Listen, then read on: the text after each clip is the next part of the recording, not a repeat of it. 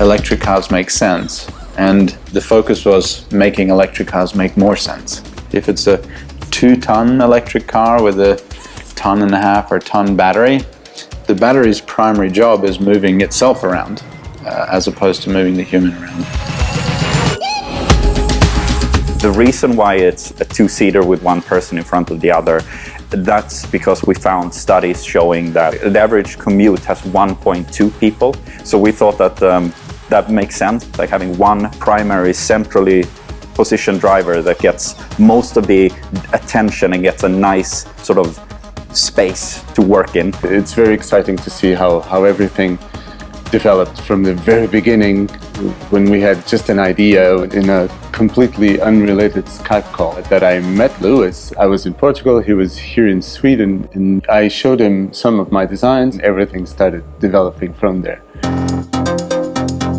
We're kind of inspired that humans got so far with laptops and smartphones, and we just wanted to see that experience in a car, where you can step in and you could have that seamless digital experience. And we carry that through with the whole company strategy. So we don't focus so much on the vehicle identification number. Instead, we focus on your digital identity. My role is to make sure that all the interaction points, the interaction between the driver and the car, that those are safe, fun, and cause as little frustration as possible. It's challenging, but if done right, I think it could have a really powerful impact on the experience of the user. We managed to build all these 3 cars within 4 months, which is unheard of.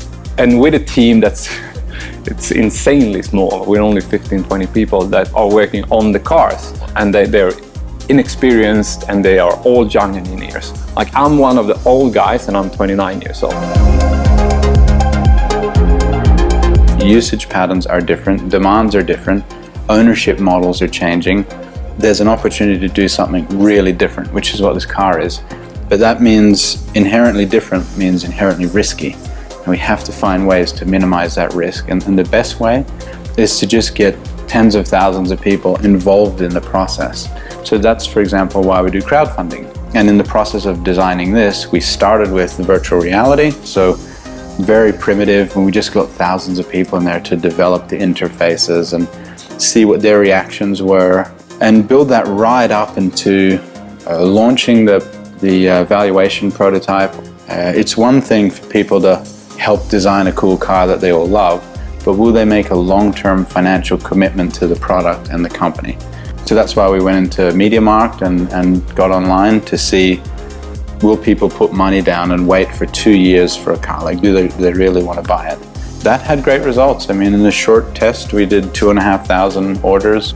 What we had to do in the beginning was support the design team, so make sure that what they designed meets the requirements of the customer, but also is physically possible to manufacture, basically. Then when they had the mesh model done of the vehicle, all the physical specifications were basically on paper, and we could start applying them.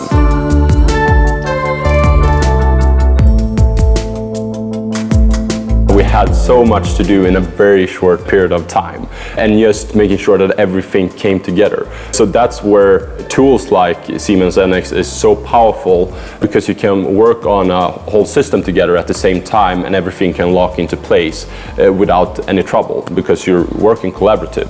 So now we've basically created the concept of the vehicle. Now it's time to start developing all the systems and all the components for the production vehicle. We can basically build a twin of our vehicle for production. We want to use the strengths of the Siemens suite and do all simulation within Siemens, because then you can connect that to any change you do. You can basically update your simulations on the go. Then when we go into production, we want to create a production twin of the vehicle and a production twin of the factory, and then use data when we actually use the vehicle. We can see if something breaks or you have an issue with something. You can track where does that come from within the production, and then improve the twin, but also improve the reality. The Siemens PLM system is like a whole universe. Imagine how much more lean you can make global production if you have a mother factory and then small satellite factories that are all set up in a digital form first, and you can do cost modeling and check out logistics and simulate everything before you actually do it.